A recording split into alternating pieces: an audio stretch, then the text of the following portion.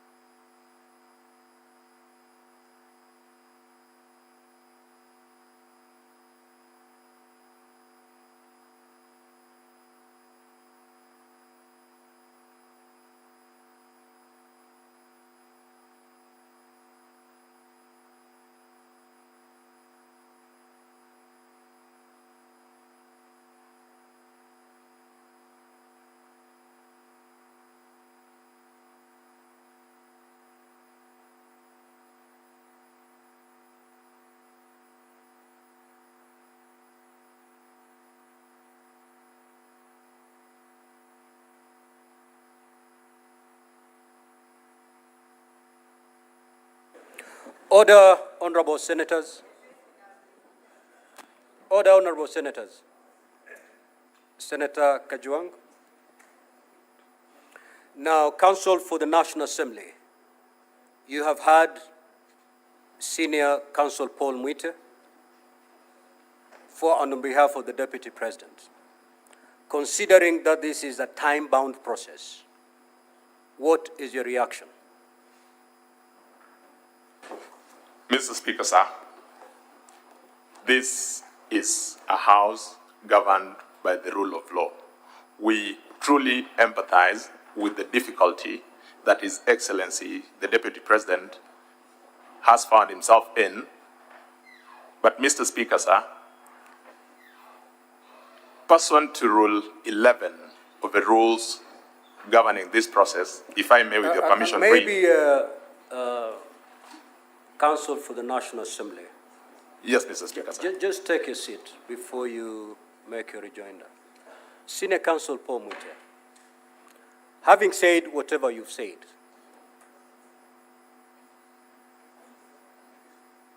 what is your proposed way forward so that a reaction can be put from the National Assembly? Are you telling us we wait until your client gets here? What is your proposed way forward?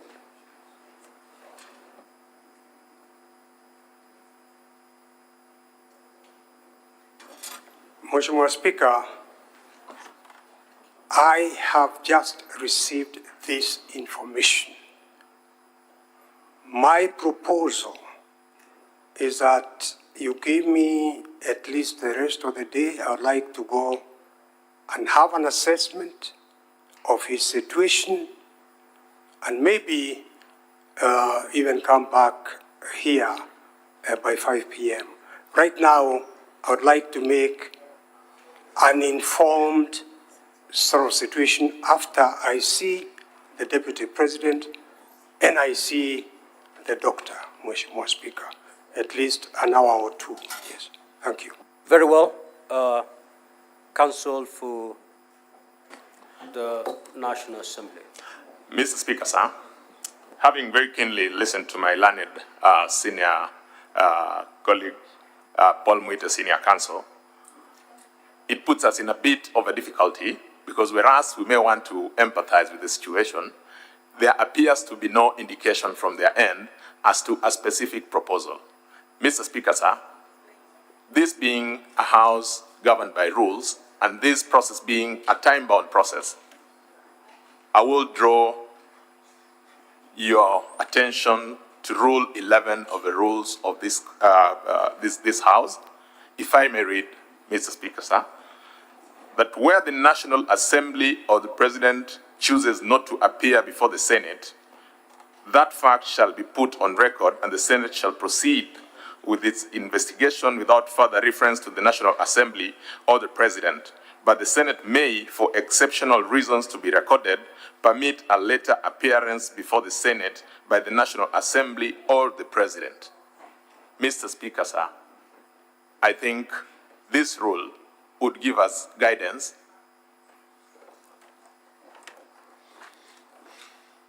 we may proceed. If it becomes necessary, then any additional material may then be availed.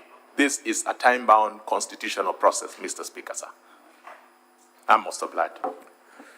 Let me pick the wisdom of my wonderful senators before I make my decision on the way forward. Now, I understand that all of you are wise men and women. Speaker, can I just say a word? Yes. I've heard what Senior Counsel Paul Mwite has said. And, Mr. Speaker, you have made it quite clear that these proceedings are time-bound. It's not so much about the situation in which His Excellency the Vice President finds himself. It's about the Senate complying with the provisions of the Constitution. That within that time frame, you must make a decision.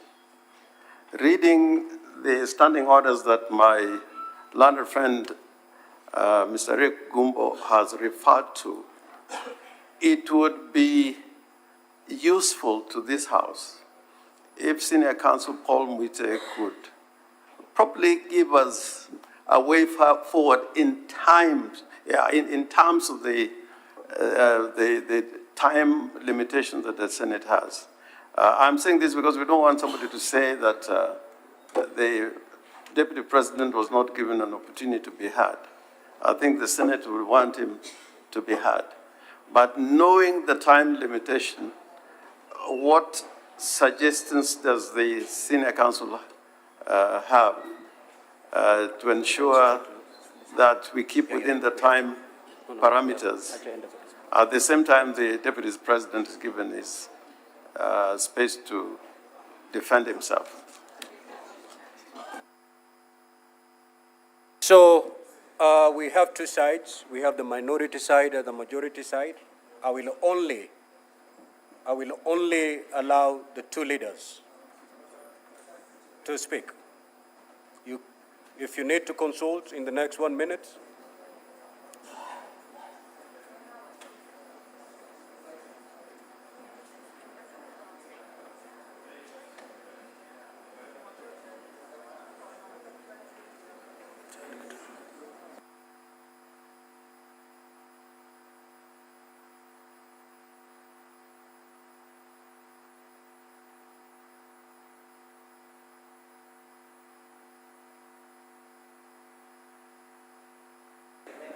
now, honorable senators, our standing orders have not been suspended yet.